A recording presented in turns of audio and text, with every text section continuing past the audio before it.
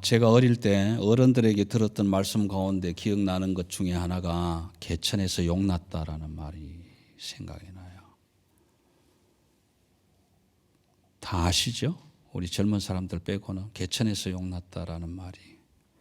저 어릴 때 개천에서 용났다는 말을 듣고 저 시골 도랑에서 뱀이 이렇게 있다가 용이 돼서 날개가 나서 날아간 줄 알았잖아요. 근데 이제 조금 커가면서 나이가 들면서 그게 그런 말이 아니었구나. 이제 그걸 깨닫게 된 거예요. 개천에서 용났다라는 이야기는 정말 첩첩산중 두메산골 뭐 이런데 이름도 없고 빛도 없이 무명의 선비 집안의 가정에서 태어난 좀 사람들이 보았을 때는 앞뒤가 꽉 막혀버린 것 같은 그런 자녀 하나가, 자식 하나가 어느 날 열심히 그 개똥벌레 불빛에 또 호롱불 불빛에 공부를 해서 어느 날 이제 임금이 베푸는 식년식 과거 시험이 탁 열리면 개나리 보침 싸질머지고 한양길로 올라가서 과거 시험을 보고 과거에 합격하잖아요. 장원 급제 이제 이래 합격하면 그 장원을 받고 내려올 때는 우리 사극 같은데 보면 그러잖아요. 삼현육각 울리면서 이런 표현하잖아요. 삼현육각. 그 요즘으로 치면 그 대금, 해금, 그다음에 피리, 북, 장구 이런 거 이제 줄로 된 악기 3개, 그다음에 그 장구 같은 타악기 같은 3개, 삼현육각을 울리면서 막 나팔을 불면서 이제 들어온단 말이에요. 금이 환영한다고 그러잖아요. 이런 그 내용으로 노래를 부른 노래 있잖아요. 아시는 분 안 계세요? 참 제가 또 한번 불러드려야 되겠네. 대장군 잘 이끌아 다시 오마 고향 산천. 그렇죠? 과거보로 떠나는 낭군님 그 엽전 10단장을 탁 실어주면서 시험 잘 보라고 그렇게 하는 그 아내의 간절한. 그래서 내 낭군 알상급제 천번 만번 빌고 빌며 청노새 안장 위에 실어주든 아하하 엽전 10단장. 그렇죠? 그 앵콜은 안 받고요. 그래서 이 과거 시험을 보러 가서 과거에 합격하고 돌아온 그 이름도 없는 진사 선비의 아들들이 합격하고 오면 그 시골에 삼현육각을 울리면서 오면 얼마나 그 위세가 당당한지 모르잖아요. 지금은 없어졌지만 우리 대한민국에도 고시 제도가 있었지 않습니까? 사법고시는 없어졌는데 지금도 행정고시, 외무고시가 있지 않습니까? 출세할 수 있는 길이 있었단 말이에요. 아무리 사람들에게 구박받고 시기 질투받아도 그냥 이 꽉 물고 한 몇 년 준비해서 행시에 합격하면 뭐 요즘은 몇 급인지 모르겠는데 예전에는 3급이면 군수 뭐 마을 군수 5급이에요. 군수 뭐 이렇게 오잖아요. 군수로 오면 나이 30인데도 군수 마을의 군수 그러니까 뭐 경상북도 영일군 어쩌고 저쩌고 하면 그 군수잖아요. 군수로 오면 50, 60대 노인네들이 나와서 아이고 영감님 오십니까? 이래 인사를 했단 말이에요. 그 영감이라는 얘기가 사실은 굉장히 이렇게 존경하는 이야기였잖아요. 사법고시 합격하고 뭐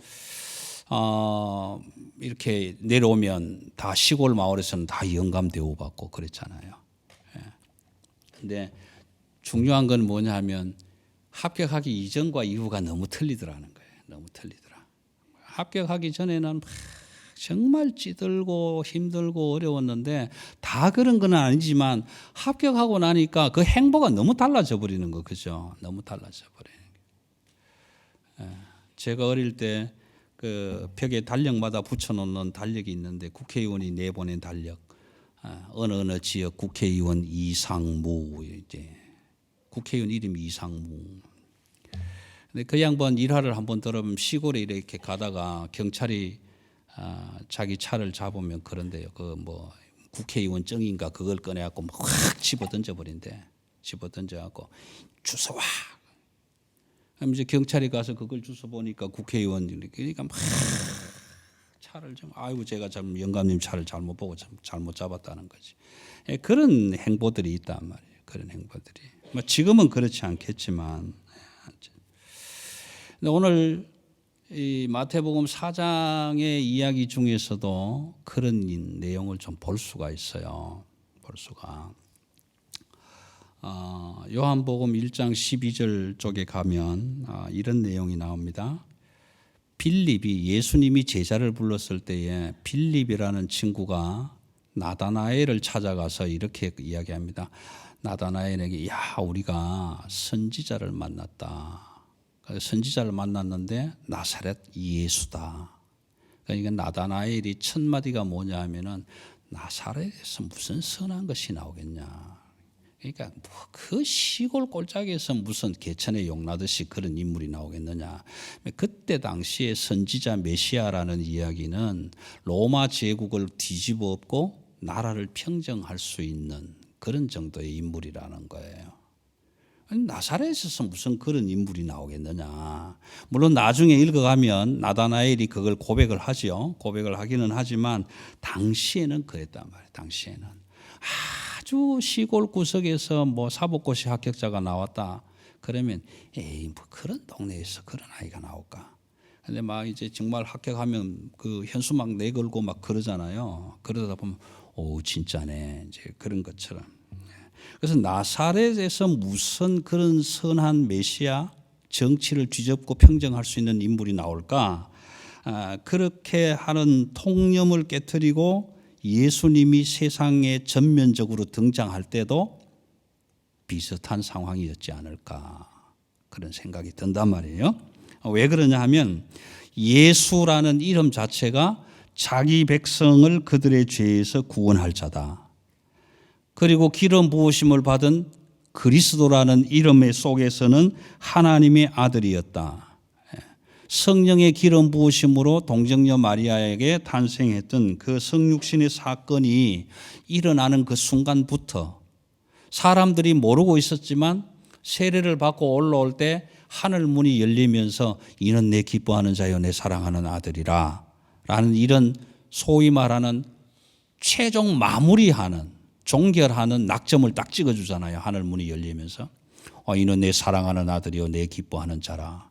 그러니까 세상 많은 사람들이 다 듣고 저 예수가 하나님의 아들이었구나 이렇게 인정이 딱 되면서 장면이 바뀐단 말이에요. 4장으로 장면이 바뀌면서 첫 번째 오는 비난의 첫 번째가 뭐냐 하면 시험이라는 것으로 온단 말이에요. 시험으로.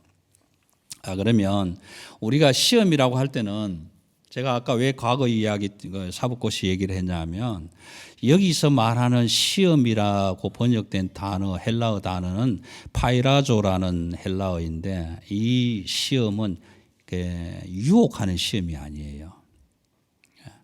막 이런 나쁜 쪽으로 갈 수 있도록 분위기를 만들어 놓고 이렇게 유혹하는 그런 시험이 아니고 템테이션이 아니고 테스트한다는 얘기예요. 테스트한다는 얘기.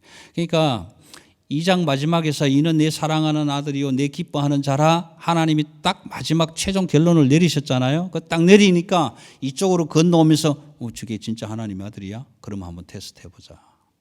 이런 상황이란 말이에요. 그 테스트 하는데 테스트하는 주무관청은 제가 지난번에도 말씀드렸다시피 하나님이 하세요.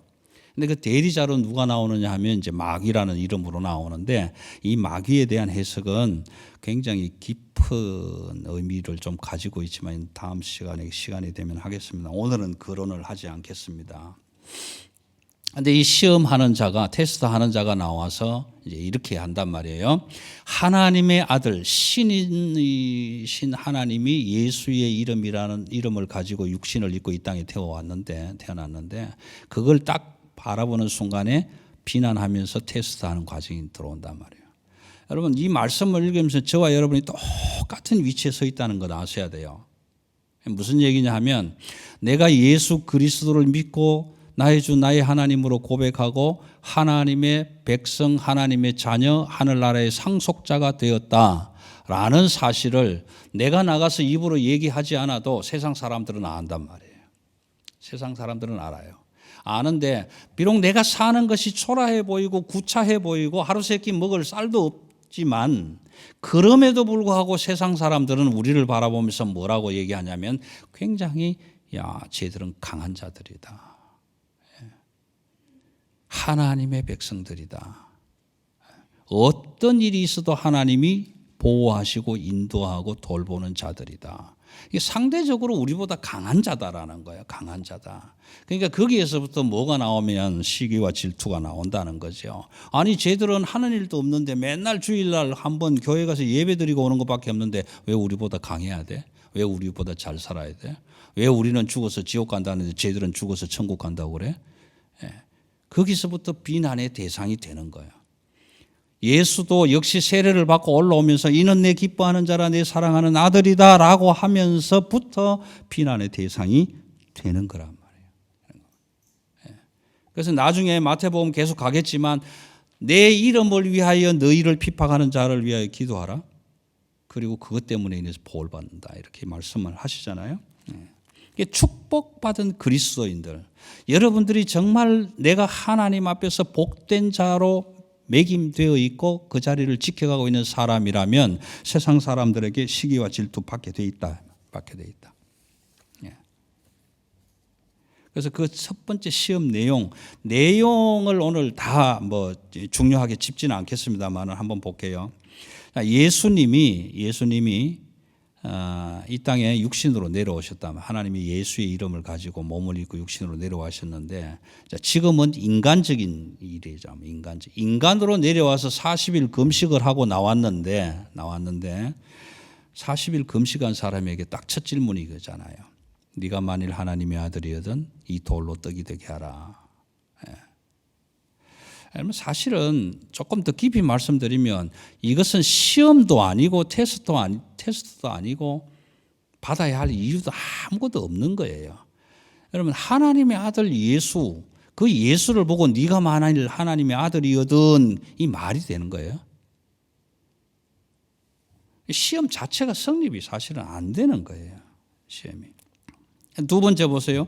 아무리 높은 것이라도 내려올 수 있는 능력을 가진 자에게 조금 더 이상하게 말씀드려볼까요? 세상에 하늘에서 땅으로 내려온 사람에게 아무리 높은 곳에 올라가가지고 뛰어내려봐라 그러면 못 뛰어내릴 이유가 있겠냐고.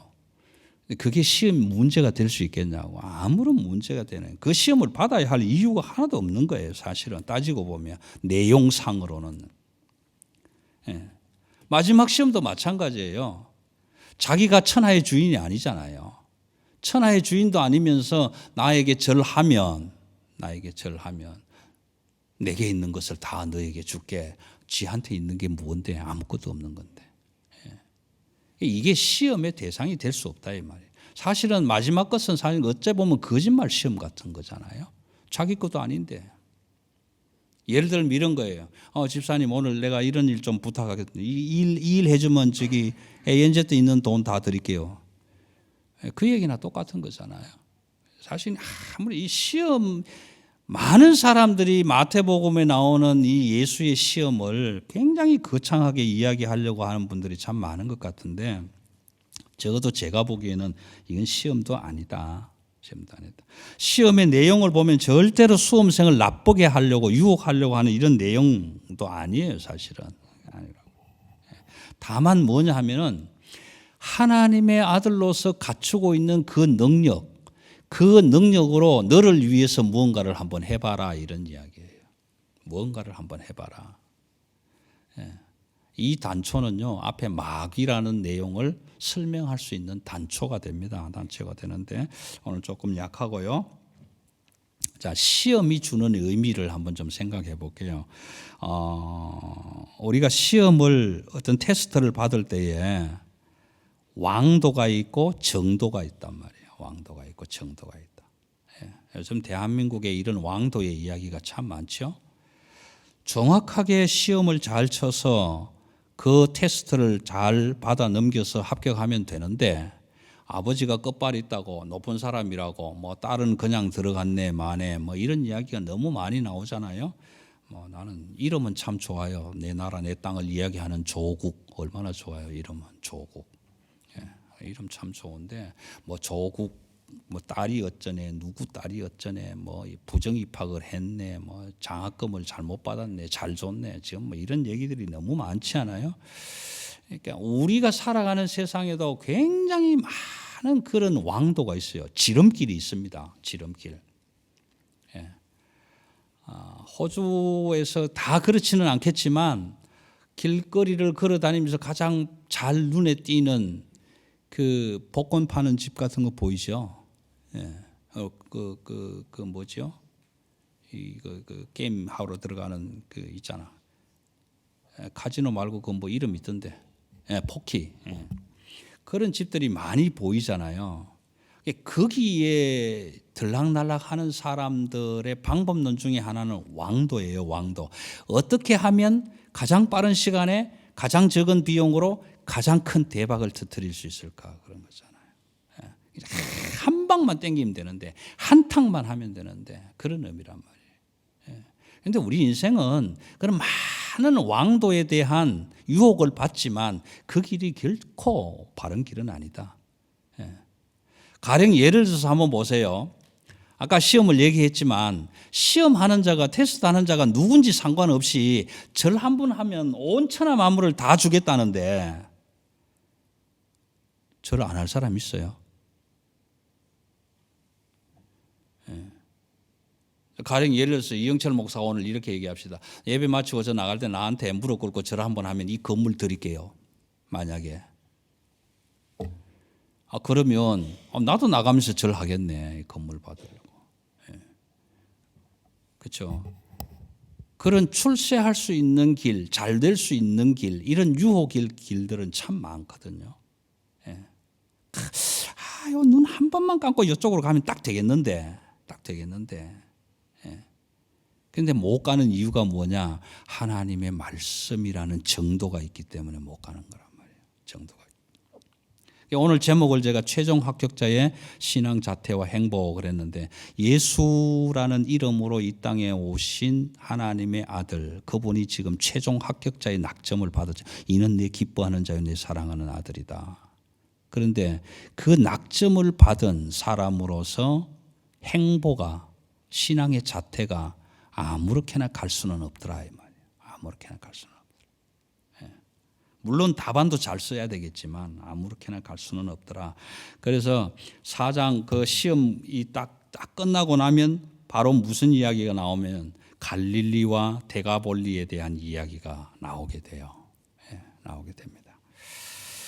이제 그 부분을 한번 좀 짚고 넘어갈게요.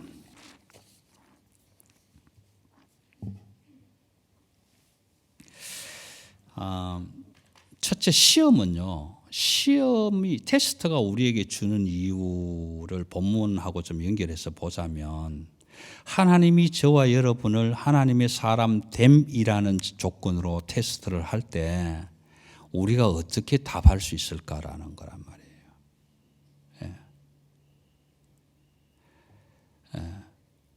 내가 보았을 때 너가 나의 기뻐함을 입을 수 있는 사람이다. 내 사랑하는 아들이다라는 낙점을 받을 수 있는 방법이 뭐냐라는 거예요. 뭐냐? 테스트. 하나님이 만약에 저와 여러분을 테스트한다면, 하나님, 나는 부지런히 열심히 일을 해가지고 지금 우리 집에 금송아지가 5개 있습니다. 다이아몬드도 한 10개 있습니다. 이런 걸로 답할 수는 없잖아요. 하나님, 내 이 금송아지와 다이아몬드 가지고 세계로 다니면서 전도할 수 있습니다. 이거 답할 수 없잖아요. 오늘 예수님이 시험을 받을 때에 특징이 두 가지가 나오는데 한 가지는 뭐냐 하면은 기록되었으되 하는 말이에요. 테스트 하는 사람이 돌로 떡을 만들어 봐라, 높은 데서 뛰어내려 봐라, 발가락도 하나 안 다치게 할게, 나한테 절해봐라, 온 세상을 다 너에게 줄게. 그렇게 질문이 들어왔을 때에 예수님이 답변하는 답변 중에 두 가지 특징 중에 하나는 뭐냐 하면 기록되었으되 하는 말. 기록되었으되. 여러분, 이 기록되었으되 하는 이 말은 다 뭉쳐서 바꾸면 이 하나님의 말씀이라는 얘기예요. 하나님이 법으로 주신 이 말씀 책에 기록되어 있기를 사람이 떡으로만 사는 것은 아니다. 신명기 8장 3절의 이야기잖아요. 하나님의 사람은 떡으로만 사는 게 아니라 하나님의 입으로부터 나오는 말씀으로 사는 것이다.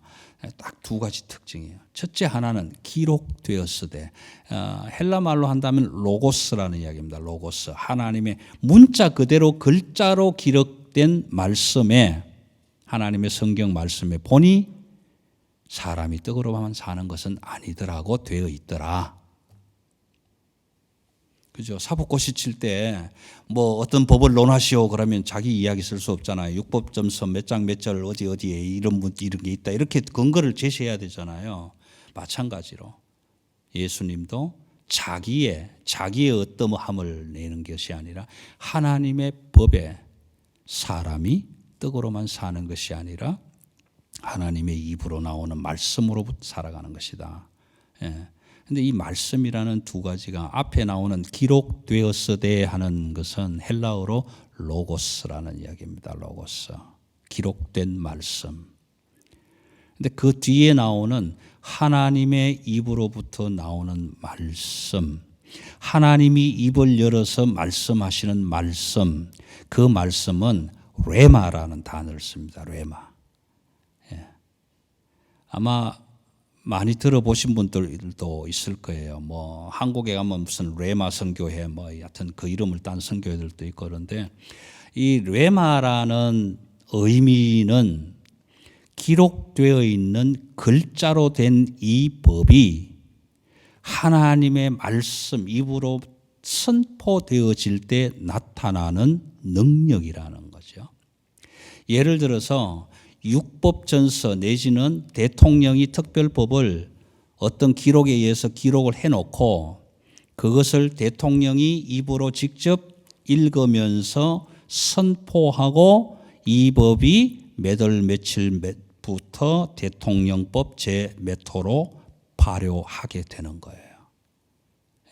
그러니까 이게 기록만 되어 있을 때에는 사실 모를 수도 있잖아요. 근데 이게 딱 선언되고 발표될 때 그 힘과 영향력이 있다. 예수님의 말씀, 하나님의 말씀도 책에 기록되어 있는 이 말씀이 사람이 떡으로만 사는 것이 아니라 하나님의 입으로부터 나오는 말씀으로 살 것이니라 라는 말씀이 신명기 8장 3절에 기록되어 있지만 그 말씀이 하나님의 입으로부터 선포되어질 때 그 말씀이 힘과 능력을 가지는 레마의 말씀이 된다. 그런 이야기예요. 그러니까 결국 예수님은 이 시험의 답변에 하나님의 말씀책에 있는 말씀을 하나님의 자격으로 입을 열어 선포하게 된 것이다라는 거죠. 결국 오늘 저와 여러분이 이 시험의 의미를 어떻게 받아야 되냐 하면 내가 예수 그리스도를 믿는 믿음의 사람이라고 했을 때에 하나님이 기록된 말씀으로 나에게 질문하셨다면 그 질문에 대한 하나님의 입으로 나온 말씀으로 우리가 대답할 수 있어야 된다. 그런 이야기입니다. 예를 들어서 원수를 사랑하라. 이 원수를 사랑할 수 있는 사람이 있어요. 법으로 우리는 원수를 사랑할 방법이 없어요. 원수를 어떻게 사랑해요? 때려 죽여버려야지. 원수를 사랑하기는 힘든단 말이에요. 그런데 법은 그렇게 기록이 되어 있는데 우리의 답변은 하나님이 말씀에 기록하시기를 원수를 사랑하라 하셨습니다 라고 한 답변으로 답할 수 있어야 된다 이 말이에요. 쉽게 말하면 입만 가지고 하지 말고 내 온 삶을 통해서 드러낼 수 있는 답이 되어야 된다. 성경을 많이 읽으시는 것도 굉장히 중요하지만 이 성경의 의미가 무엇을 이야기하고 있는가라는 거예요. 자, 그래서 예수 그리스도 그분은 최종 합격자의 자리에서 제일 먼저 딱 일어나는 일이 12절부터입니다. 12절부터에 보니까 서불론과 납달리, 가버나움, 그 다음에 갈릴리 있던 땅을 보면서 갈릴리는 사실 우리에게는 이방 땅이죠. 이방 땅인데 당시에도 갈릴리를 보고 이방이라고 그랬다면 이방. 복음이 증거되지 않은 그 지역에 지금 빛이 비치고 있다. 빛이 비치고 있다. 예수 그리스도의 빛됨이 복음의 소식이 하늘나라의 증거가 지금 전파되고 있다라는 게 전파되고 있다.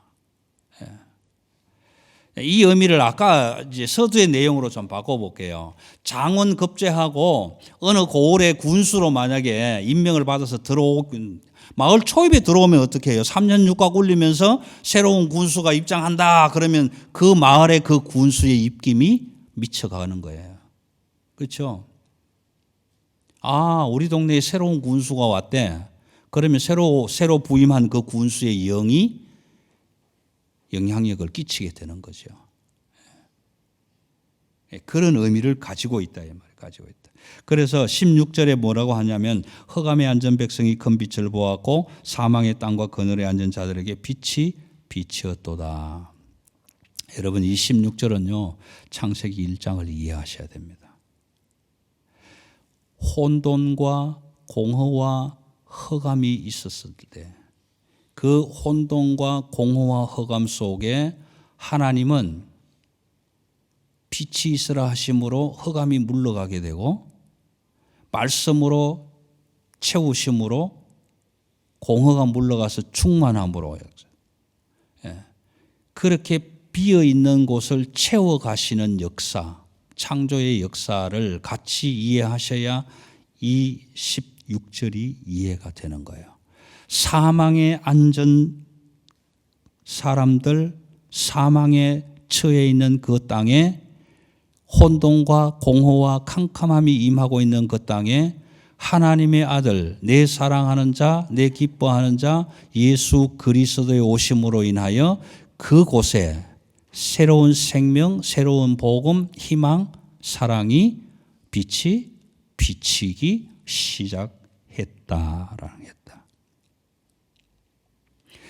이 사건은 오늘 저와 여러분 똑같은 사건이잖아요. 내가 예수를 몰랐을 때, 내가 믿음이라는 걸 몰랐을 때, 복음을 몰랐을 때 나는 죽은 자의 자리에 있었지만 그 죽음의 자리에 복음이라는 빛이, 예수 그리스도라는 빛이 비치오므로 인해서 죽음은 사라지고 나는 새로운 영원한 생명력으로 다시 살아나는 거듭남의 삶이 일어났다라는 거죠. 일어났다. 그러면서 17절은 이렇게 얘기를 합니다. 회개하라 천국이 가까웠느니라. 세례 요한의 선포하고 똑같지 않습니까? 여기에 전파라고 하는데 이 전파의 의미는 캐리소라고 하는 단어로 설교했다 이런 의미예요. 설교했다. 회개하라 천국이 가까이 왔다. 가까이 왔어요 안 왔어요? 예수님이 그곳에 오셨어요. 이미 천국이 그곳에 임하고 있는 거예요. 그런데 많은 사람들은 가고 싶은 천국인데 못 가고 있는 거예요. 그러니까 돌이켜서 그 안으로 들어올 수 있도록 방향을 바꾸어라. 회개하라. 천국이 가까이 왔느니라. 세례 요한의 선포와 똑같은 선포이지만 왜 이렇게 예수님이 첫 시작을 이 선포로 시작해야 되느냐라는 문제는 마태복음 14장으로 가야 이 문제가 해결이 됩니다. 마태복음 14장에 가면 세례 요한이 헤롯 왕을 질책하는 사건이 나와요. 너 왕으로서 그딴 짓 하면 안 돼. 그러니까 하나님의 공의를 선포하다가 세례 요한은 목배임을 당합니다. 그렇죠? 세례 요한이 목배임을 당해요. 성경을 조금 더 깊이 얘기하자면 세례 요한의 시대는 율법의 시대로 마감을 합니다. 율법으로. 죄를 지적하는 율법의 시대로 마감을 하고 세례 요한은 목배임을 당하고 그 세례 요한의 목배임 대신으로 예수 그리스도 그분이 나오셔서 율법이 아니라 복음을 선포하게 되는 거예요. 이러한 사건의 역사들이 오늘 4장 17절까지 일어나는 일련의 사건입니다. 그리고 이 사건이 전개되면서 예수님은 그때 제자들을 이제 부르죠. 제자들을. 사실은 처음부터 12명이 다 갖추어진 게 아니에요. 그 진용이 갖추어진 건 아닙니다. 그래서 제자의 부름이 시작이 되고 제자들을 통해서 가르침이 시작이 되는데 그 첫 번째 시작이 산상수훈으로 넘어간단 말이에요. 5장 1절로 넘어간다. 5장 1절을 한번 보시면 그런 거예요. 무리들이 다 모였을 때 제자들이 나왔는데 5장 2절에 딱 첫 마디가 뭐라고 합니까? 입을 열어 가르쳐 가라사대. 여기에 입을 열어라는 말이 바로 레마의 말씀이다라는 거예요. 레마의 말씀이다. 이렇게 로고스 기록된 말씀만이 아니라 예수님이 입을 열어서 직접적으로 말씀하시는 레마의 말씀이다. 그래서 앞에 하나님의 입으로부터 나온 말씀으로 산다라고 하는 정의가 이 입을 열어 하는 말 속에 포함되어 있다라는 거예요. 그래서 오늘 저와 여러분이 이 시험의 의미를 나를 유혹에 빠지게 하려고 하는구나라는 것도 있을 수 있겠지만 여기서는 그런 의미가 아니라 내가 하나님의 사람 됨으로써 얼마만큼 자격을 갖추고 있는가. 만약에 하나님이 양과 염소라는 자리를 놓고 구분할 때 나는 어느 쪽으로 갈 건가? 염소하고 양하고 중간쯤에 있을 건가? 아니면 염소 쪽인가? 아니면 양 쪽인가? 이런 의미가 되겠죠. 그래서 저와 여러분이 말씀을 읽으면서 이 기록된 말씀이 내 안에 들어와서 살아 역사하는 말씀, 레마의 말씀으로 삶의 현장에서 드러날 수 있도록 그렇게 해서 그것으로 주님 내가 여기 있사오니 나를 보내주시옵소서 대답할 수 있는 그런 믿음의 거룩한 자리에 다 서실 수 있게 되기를 주님의 이름으로 축원합니다. 기도하십시다.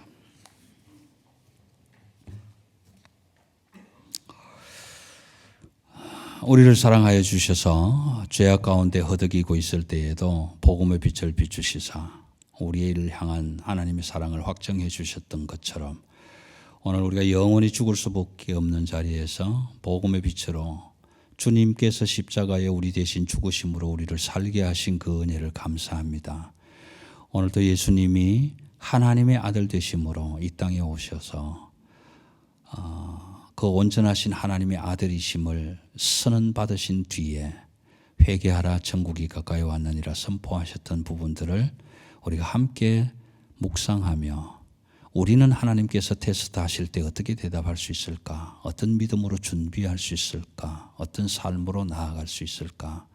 깊이 한번 생각해보는 귀하고 복된 시간으로 삼게 하시고 그 삶 속에 하나님의 영광이 빛으로 드러나는 우리의 가정, 우리의 삶, 터전, 우리의 자녀, 우리의 기업, 우리 온 교회, 이 지역사회가 그렇게 바뀌어져 가기를 소원하는 마음으로 다시 한번 이 말씀을 묵상해 봅니다. 하나님 우리도 나가서 하나님의 백성답게 하나님의 자녀답게 하나님 나라를 상속받은 자들답게 회개하라 천국이 가까워왔느니라. 우리가 많이 찬양했던 것처럼 내 친구여 그 길에서 돌아서서 하나님의 넓은 품으로 나오라. 하나님의 그 넓으신 품에 너를 품어 주시리라. 고백하며 고백할 수 있고 증거할 수 있는 우리 모두가 되게 하여 주옵소서. 감사를 드리며 우리 주 예수 그리스도의 이름으로 기도드리옵나이다. 아멘.